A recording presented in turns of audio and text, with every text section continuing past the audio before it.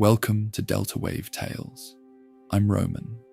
Tonight, we journey to the heart of an ancient forest, where a tiny silver thimble sits upon a toadstool, waiting to heal the quietest corners of your soul.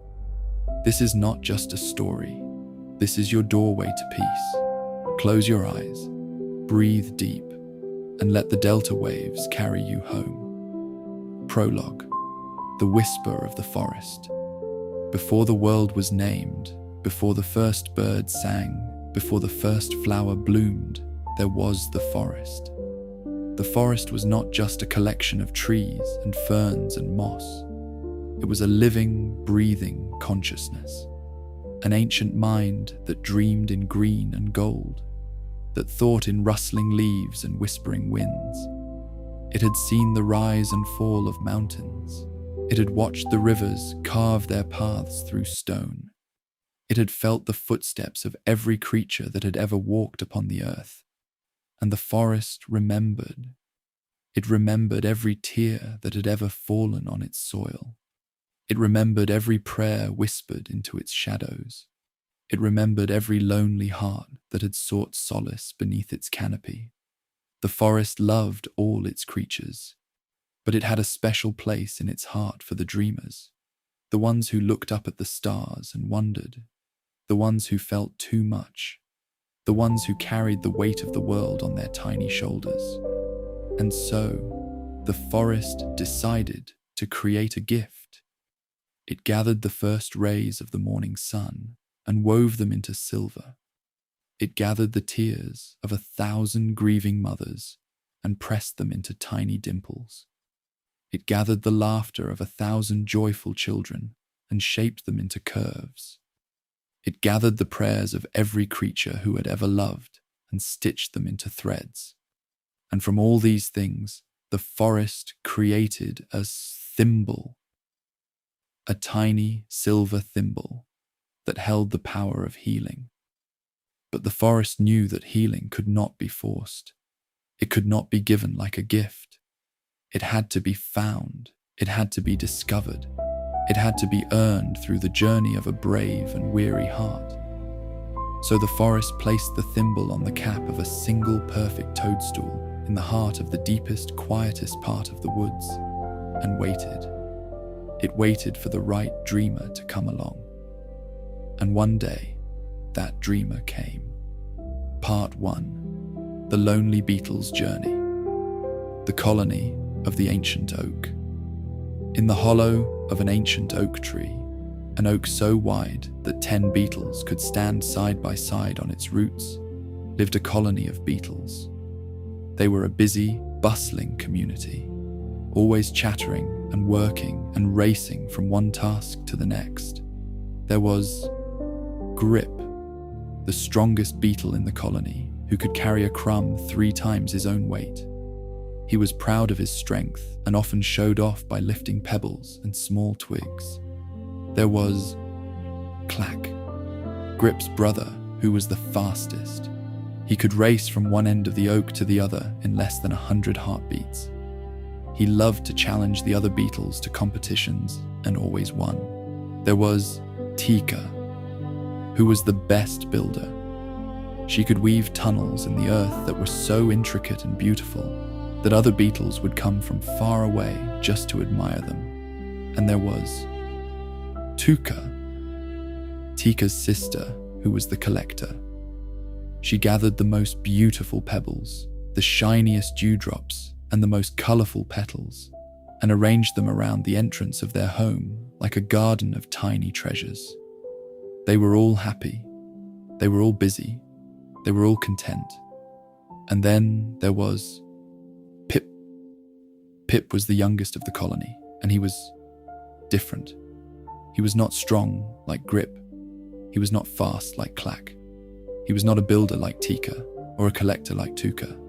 His legs were a little too long, his shell a little too soft, his antennae a little too sensitive. But that was not what made him different. What made him different was his heart. Pip had a heart that felt everything: the beauty of a dewdrop, the sadness of a wilting flower, the loneliness of a night without stars. He would often sit alone on a smooth grey stone at the edge of the clearing, watching the fireflies dance at dusk, and a strange, sweet ache would fill his chest. He did not understand this ache. He did not know where it came from or why it was there. He only knew that it made him feel both sad and hopeful at the same time, like he was waiting for something that had not yet arrived, like he was homesick for a place he had never seen. The other beetles did not understand him. They would often tease him. "Pip, stop daydreaming," Grip would say, rolling his eyes. "There is work to be done." "Pip, why are you so slow?"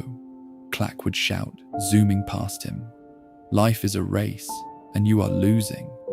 "Pip, your tunnels are crooked," Tika would scold, shaking her head. "You are not paying attention." "Pip, your collection is just a pile of old leaves." Tuka would laugh. "They are not beautiful at all." Pip would smile weakly and nod, pretending that their words did not hurt. But they did. They hurt more than they could ever know. The loss of his mother. The one creature who understood Pip was his mother.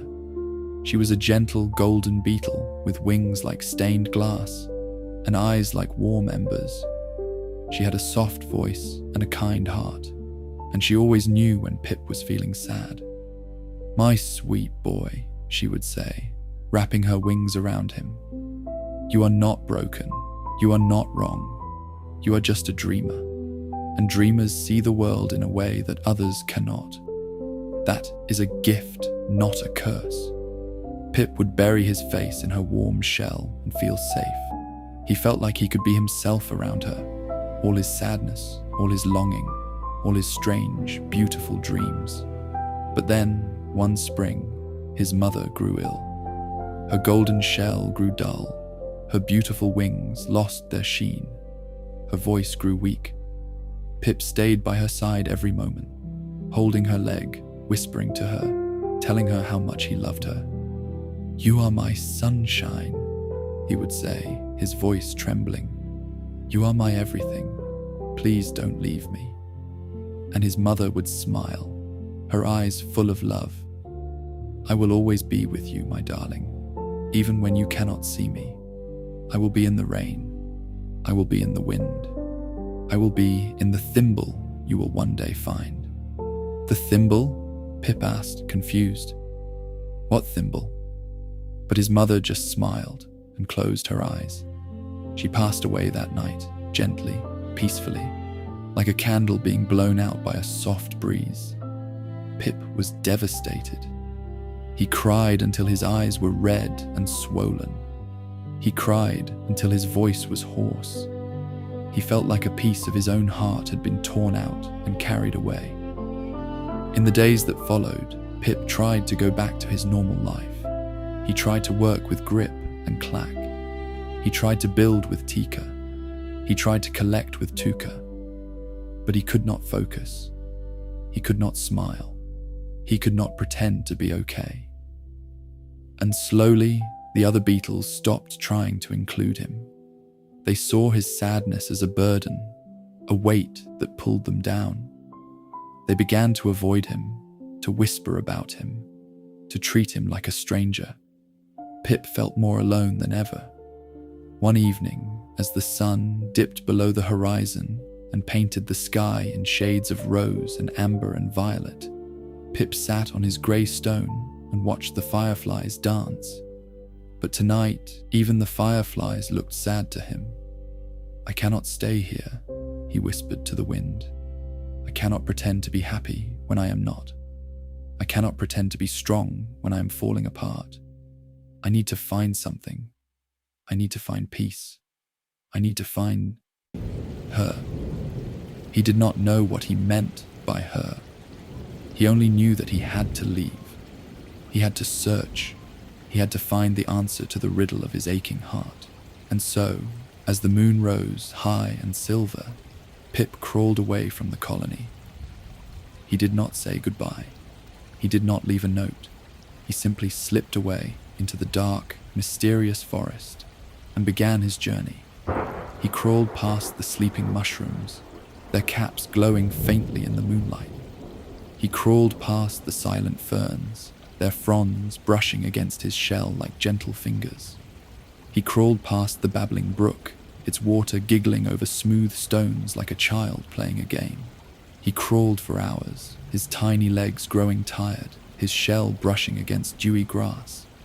He did not know where he was going. He only knew that he had to move. He had to seek. He had to find the peace that had eluded him for so long. The forest grew deeper and wilder. The trees grew taller, their branches intertwining overhead like the fingers of praying giants. The moss underfoot grew thicker, softer, like a green velvet carpet that had never been walked upon. And then, just as the first rays of dawn began to creep through the leaves, Pip stumbled into a clearing he had never seen before. It was a perfect circle of grass, ringed by ancient oaks whose roots rose from the ground like the knees of sleeping giants. The grass was so green it seemed to glow, and scattered across it were tiny wildflowers, blue and yellow and white, that looked like scattered stars. In the very center of this clearing stood a single toadstool. It was magnificent.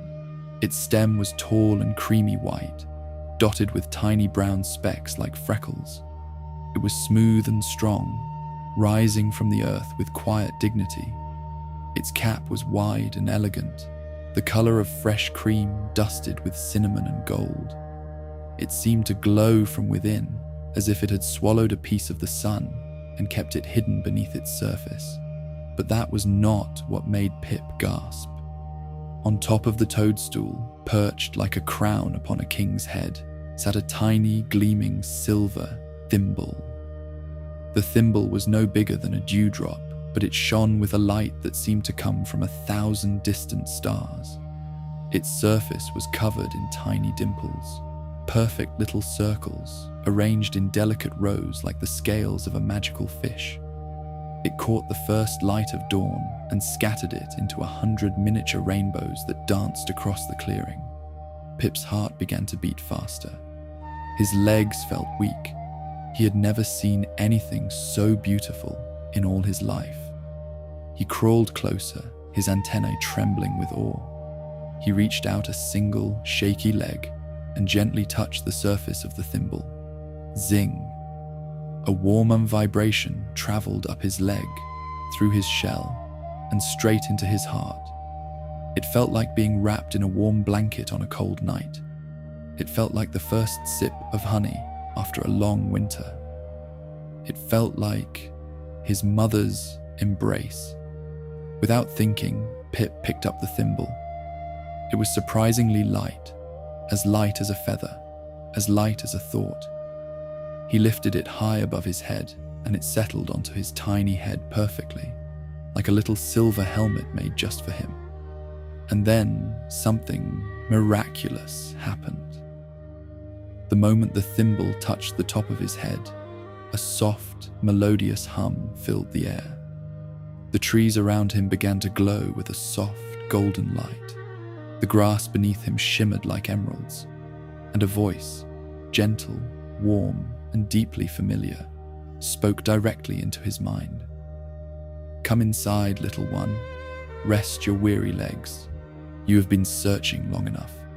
The answer you seek is not far away. It is within you. But first, you must sleep. You must dream. You must let go." Pip blinked. He looked around, but there was no one there. The clearing was empty. And yet, the voice felt so safe, so loving, so true. He decided to trust it. He crawled underneath the wide, protective cap of the toadstool. The earth beneath him was soft and warm, as if the ground itself had been heated by a gentle fire. He curled his 6 legs close to his body, tucked his antennae down, and closed his eyes. The thimble on his head began to pulse with a soft, rhythmic glow, like a heartbeat made of light. And slowly, gently, Pip drifted into the deepest sleep he had ever known. Pip did not fall asleep in the usual way. He did not sink into darkness. Instead, he floated upward, up, up, up, into a world made entirely of light and color and sound. When he opened his eyes, he was no longer under the toadstool. He was standing on the shore of a vast, shimmering lake, a lake that stretched as far as the eye could see, its surface as smooth and still as polished glass. The water was not blue or green. It was silver, pure, radiant silver, like liquid moonlight poured into a giant bowl. The surface reflected the sky above, a sky that was not blue, but deep velvet purple, studded with stars that were closer and brighter than any stars Pip had ever seen. They seemed to hang just above his head, close enough to touch. The shore beneath his feet was not grass or soil. It was soft, white sand that sparkled with tiny flecks of gold. It was warm to the touch, like sun-heated stone. And all around him, as far as he could see, were other creatures, beetles and ladybugs, fireflies and dragonflies, tiny field mice and sleeping hedgehogs. They were all wearing tiny thimbles on their heads, and they all stood or sat or lay in perfect stillness, gazing at the silver lake with expressions of profound peace. Pip felt a gentle tap on his shoulder. He turned around. Floating beside him was a firefly, but not an ordinary firefly. This one was the size of his head, and its body was the color of molten gold. Its wings were translucent, like stained glass, and they hummed with a soft musical note. On its head sat a thimble made of pure gold, studded with tiny diamonds that sparkled like captured stars. "Hello, Pip," the firefly said, its voice like the tinkling of tiny bells. "We have been waiting for you." Pip's mouth fell open. You know my name?" The firefly chuckled, a sound like wind chimes in a gentle breeze. "Of course, little one. We know all the dreamers who come to the Silver Lake. We have been watching you for a long time. We have seen your tears. We have heard your whispers to the wind, and we have felt your loneliness." Pip's eyes grew wet. I didn't know anyone was watching. I thought I was alone." "You are never alone," the firefly said softly. "The forest sees you, the stars see you, and we, the keepers of the dream, we see you too. You have carried a heavy burden, little Beetle, but you do not have to carry it any longer. This lake heals all wounds. It mends all broken hearts. It quiets all restless minds." The firefly touched its glowing antenna to the silver thimble on Pip's head. Instantly, a wave of warmth spread through Pip's entire body. From the tips of his antennae, down through his shell, through his 6 tiny legs, and deep into the very core of his being. It was as if 1,000 tiny hands were gently massaging every part of him. Every ache, every stiffness, every knot of tension began to dissolve like sugar in warm tea. His shoulders, which he didn't even know were tight, relaxed. His jaw, which he had been clenching for months, unclenched. His heart, which had been racing with anxiety, slowed to a calm, steady beat. "Now," the firefly said, "step into the water. Let the lake embrace you." Pip hesitated for only a moment. Then, with a deep breath, he took a step forward. His tiny foot touched the surface of the silver water, and it did not break. The water held him, like a soft, liquid hammock. He took another step, and then another, until he was wading knee-deep in the warm, silvery glow. The water felt like warm milk and honey. It smelled like jasmine and rain. It tasted like the first bite of a ripe berry on a summer day. And as it lapped gently against his legs, he felt years of sadness begin to wash away. He looked down at his reflection in the water. But it was not just his reflection. It was a vision of himself as he truly was, beneath all the pain and fear. His shell, which had always been a dull, muddy brown, was now glowing with a warm amber light. His eyes, which had always been small and dark, were now bright with gold flecks. He looked whole. He looked beautiful. Tears of joy, not sadness, rolled down his face and fell into the lake. Each tear created a tiny ripple, and each ripple spread outward, touching the other creatures in the water. They turned to look at him, and they smiled. They knew. They had all been where he was. They had all carried their own heavy burdens, and they had all come here to the Silver Lake to lay them down. Nearby, a tiny cricket stood in the water, his legs trembling. His name was Cricket, for that was what all crickets were called. And he had lost his song. Once, Cricket had been the most beautiful singer in the forest. His chirps had made the flowers bloom and the stars dance. But one day, a storm had blown through the forest, and a branch had fallen on him, crushing his legs and silencing his voice. He had not sung in months. He had forgotten how. "Come," the firefly said, guiding Pip toward the cricket. "He needs your help." Pip approached Cricket carefully. "I am sorry you lost your song," he said softly. "I know what it is like to lose something precious. I lost my mother, and I have not been able to find joy since." Cricket looked up at Pip with sad, dark eyes. "But you found the thimble," he said. "You found the lake. You found peace. How?" Pip thought for a moment. I did not find it. I let go. I stopped searching so hard. I stopped trying to control everything. I just surrendered." Cricket nodded slowly. He closed his eyes and took a deep breath. And then, softly at first, he began to hum.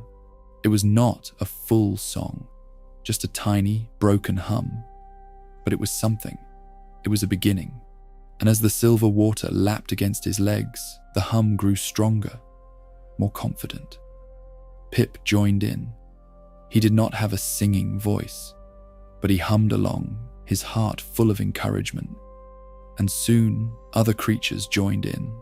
A ladybug, a dragonfly, a tiny mouse. They all hummed together, a gentle, healing melody that rose like a prayer. A full, beautiful, soaring chirp that filled the air like a shower of golden light. It was the most beautiful sound Pip had ever heard, and as Cricket sang, his legs began to heal. The broken limbs straightened. The stiffness melted away. Cricket stood tall, his song ringing out across the lake. He was healed. The spider who was afraid of the dark. Next, the firefly led Pip to a spider sitting alone in a dark corner of the lake. Her name was Arachna, and she was terrified of the dark. "You see," she explained, her voice trembling, "I am a spider. I am supposed to love the dark. It is my home. It is where I weave my webs. But I have had so many nightmares that I have grown afraid of my own shadow. I cannot sleep. I cannot rest. I am exhausted." Pip sat beside her. "I know what it is like to be afraid," he said. "I am afraid of being alone. I am afraid that I will never feel joy again. But the firefly told me something. He said that fear is just a story we tell ourselves. It is not real. What is real is the love that surrounds us, even in the dark." Arachna looked at him, her 8 eyes wide. "But how do I stop being afraid?" Pip reached out and touched her leg. "You do not stop being afraid," he said gently. "You just choose to move forward anyway. You take one step and then another, and soon the fear becomes smaller. It does not go away completely, but it becomes manageable." Arachna took a shaky breath. She took a step forward, into the dark, shadowy water, then another, then another. And as she walked, the dark water began to glow with tiny silver lights. Like stars that had fallen into the lake, they surrounded her, cradled her, comforted her. And Arachna realized that the dark was not the enemy. It was just a canvas for the light to shine upon. She began to weave. Her legs moved with grace, spinning threads of silver light into a beautiful web that sparkled across the surface of the lake. It was the most beautiful web ever woven.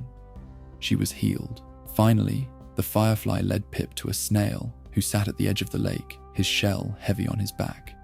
His name was Sully, and he was tired of being slow.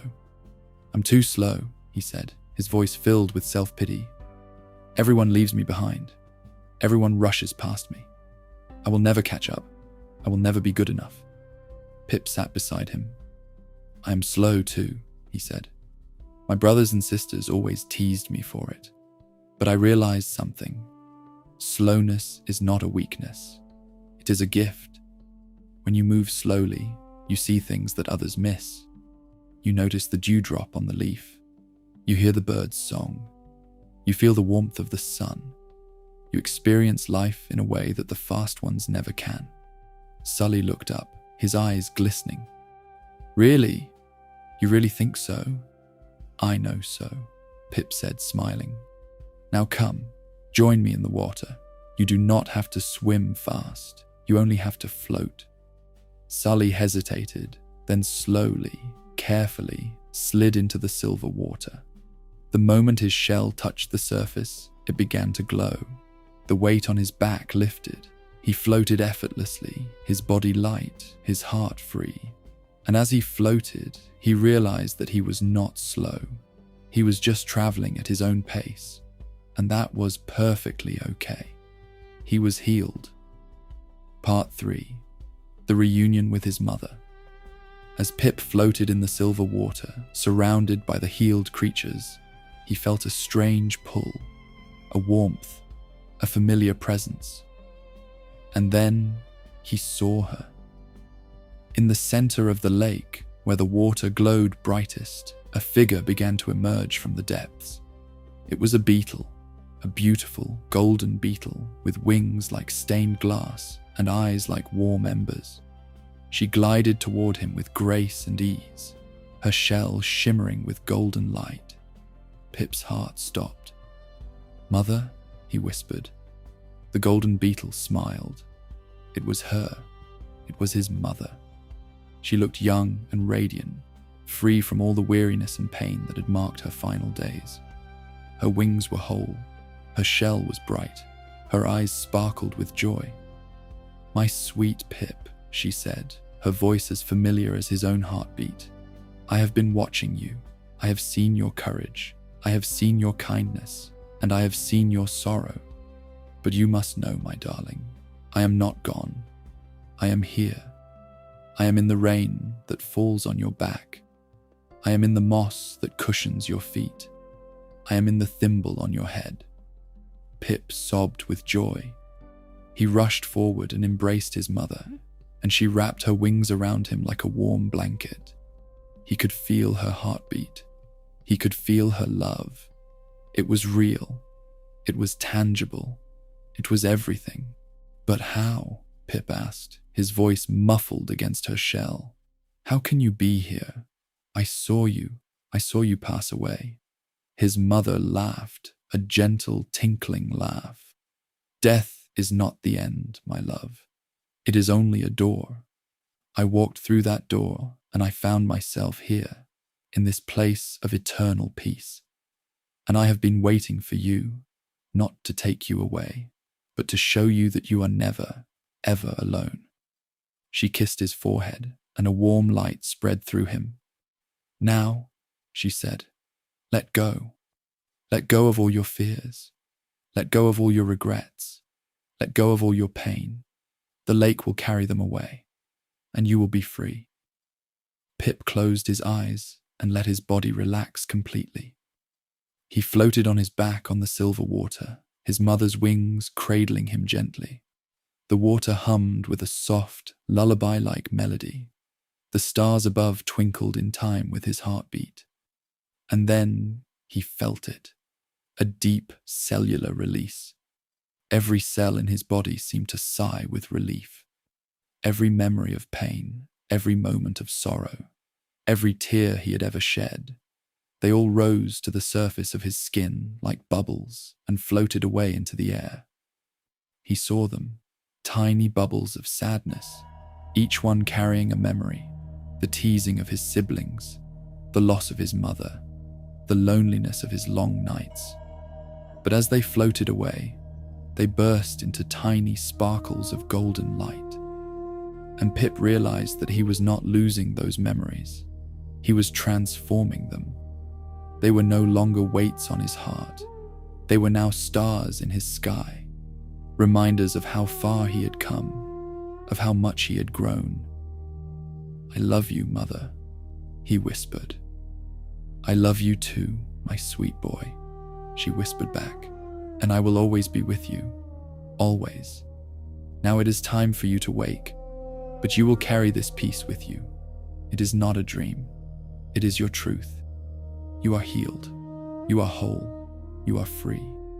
She kissed his forehead one last time, and then she began to fade, melting back into the silver water, back into the stars, back into the love that surrounded everything. But Pip did not feel sad. He felt grateful. He felt full. He felt at peace. Pip felt a strange pull.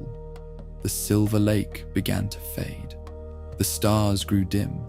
The warmth of his mother's embrace slowly dissolved. He opened his eyes. He was still under the toadstool. The forest was dark, and the moon was high and full. A cool breeze rustled the leaves, carrying the scent of damp earth and night-blooming flowers. Everything was exactly as it had been before he fell asleep, but something was different. Pip lifted a leg and touched his head. The thimble was still there, but it was no longer glowing. It was dull, ordinary, like an old piece of silver that had been left out in the rain. Pip's heart sank. Was it all just a dream? Was the peace he had felt just an illusion? Were his mother's words just a trick of his lonely mind? He lifted the thimble off his head and turned it over in his tiny legs. He ran his antennae over its surface, feeling the tiny dimples, the delicate ridges. And then his heart stopped. Engraved on the inside of the thimble, in letters so tiny that they were almost invisible, was a message. "This thimble was sewn by the hands of the ones who love you. Every dimple is a prayer. Every silver thread is a tear of joy. It has been waiting for you, not to give you a dream, but to remind you that the dream is already inside you. You are the peace you seek. You are the love you crave. You are the healing you desire." Pip gasped.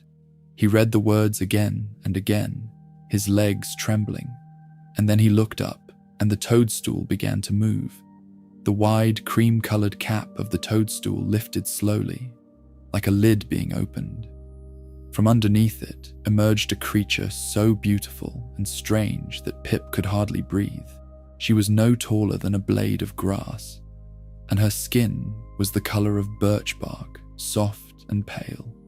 Her hair was made of silvery spider silk, so fine it floated in the breeze like dandelion seeds. Her eyes were the color of deep forest pools, green and brown and gold all at once. And on her back she had wings, not insect wings, but wings made of woven moonlight and dewdrops, translucent and shimmering. She was the forest weaver, the ancient spirit who wove the fabric of all dreams, who stitched the threads of the night into visions of peace and healing. "You found it," she said, her voice like the whisper of wind through autumn leaves. "You found the thimble, but you misunderstand, little Beetle. The thimble is not magic. It never was. It is just a key that unlocks the door that was already inside you. The peace you felt in the silver lake, that was not a gift from the thimble. That was a gift from your own heart. You have always had the capacity for peace. You have always had the ability to heal. You just needed a reminder. You just needed to see it for yourself. Pip stared at her, his mind racing. But how? I was so sad. I was so lonely. I felt so broken. The forest weaver smiled, and her smile was like the first ray of sunshine after a week of rain. Of course you felt broken, dear one. You are a living creature. You have a heart that feels. You have a mind that thinks. You have a spirit that yearns. That is not a flaw. That is your greatest strength. Your sadness taught you to seek joy. Your loneliness taught you to value connection. Your brokenness taught you to yearn for wholeness. You were never broken, Pip. You were just growing, and growth sometimes hurts, but it always leads to healing. She stepped closer and placed a tiny, delicate hand on Pip's shell. Instantly, he felt a warmth spread through him, the same warmth he had felt in the Silver Lake. The thimble, she continued, was created by every creature who has ever loved you. Every dimple was pressed into the silver by a prayer. Every curve was shaped by a hope. Your mother, your father, your friends, your ancestors, they all had a hand in making it. They poured their love into this tiny object, and they placed it here, on this toadstool, waiting for the day when you would be ready to find it. Pip looked down at the thimble in his hands. It was dull and ordinary, but now he knew.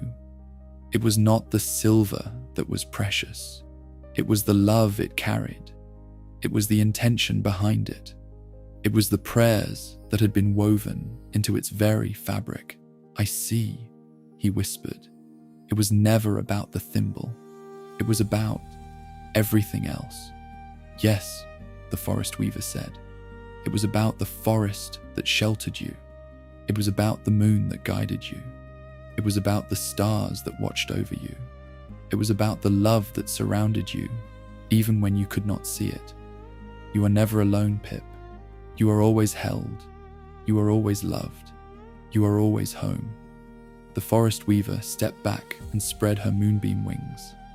She began to glow with a soft, golden light, a light that was warm and comforting and deeply familiar. Now, she said, it is time to wake, but not to a world of sadness. Wake to a world of peace. Wake to a world of love. Wake to the knowledge that you are whole. You are complete. You are exactly as you are meant to be. Slowly, gently, the forest began to fade. The toadstool, the forest weaver, the moonlit clearing, they all dissolved into a soft golden mist. And Pip, no, not Pip anymore. You began to feel your own body again. Feel your legs. They are not beetle legs. They are human legs, long and comfortable, resting peacefully on your soft mattress. Feel your arms. They are not insect arms. They are human arms, relaxed and heavy, lying gently at your sides. Feel your chest. It is rising and falling, slowly and deeply, with each peaceful breath. You are not in the whispering woods. You are in your own room, in your own bed, wrapped in the warm embrace of your blankets. But the peace of the Silver Lake is still with you. The love of the forest weaver is still inside your heart. The wisdom of Pip's journey is now your own, because you are Pip, and Pip is you. We are all dreamers, searching for peace. We are all beetles, carrying our burdens. We are all seekers, longing for home. And the truth, the beautiful, liberating truth, is that home is not a place. It is a feeling. It is a state of being. It is the quiet stillness inside your own heart. The end. The body scan, deep relaxation. Close your eyes now. Take a deep breath in, slowly, deeply, filling your lungs with warm, peaceful air. Hold it for a moment, and then release it, slowly, gently, letting go of all tension, all worry, all fear. Now let us begin a gentle body scan from the top of your head to the tips of your toes. Start with your head. Feel the crown of your head. Imagine a warm, silver light glowing there. Your thimble. It is soft and gentle. It is not heavy. It is not hot. It is simply warm and comforting. Feel it relax your scalp. Feel it soften your forehead. Move to your eyes. Your eyes have been working all day, seeing, reading, observing. Let them rest now. Let them sink back into their sockets. They are heavy with peace. Move to your jaw. Your jaw has been holding so much tension, unspoken words, unshed tears. Unclench it now. Let your teeth part slightly. Let your tongue rest softly at the bottom of your mouth. Feel the relaxation spread through your cheeks and your temples. Move to your neck. Your neck supports your head. It has been carrying you all day. Let it rest now. Let it sink into the pillow. Feel the muscles soften. Feel the tension dissolve. Move to your shoulders. Your shoulders. They carry the weight of the world. But right now, there is no weight. There is no burden. There is only peace. Let them drop. Let them sink into the mattress. They are heavy and soft and free. Move to your arms. Your arms are heavy with peace. Your hands are open and relaxed, receiving the love that flows through the air. Let your fingers curl gently, naturally. Feel the warmth in your palms. Move to your chest. Feel your lungs fill with silver light. Each breath you take draws in more peace. Each breath you release lets go of more tension. Your heart is bathed in this light. It beats with calmness. It beats with joy. Feel it slow down, steady and strong. Move to your belly. Your stomach is soft. Your digestion is calm. Your body is trusting the process of sleep, knowing that you are safe. Let your belly rise and fall gently with each breath. Move to your hips. Your hips hold your center. They connect your upper body to your lower body. Let them relax. Let them open. Feel the warmth spread through your pelvis. Move to your legs. Your thighs, your knees, your calves. They all relax. They all release. They all sink deeper into the bed. Feel the warmth of the blankets cradling them. Move to your feet. Your feet have walked so many paths today. They are tired. They are ready to rest. Let them soften. Let them warm. Let them be still. Wiggle your toes once, just to feel them, and then let them be completely still. Good night.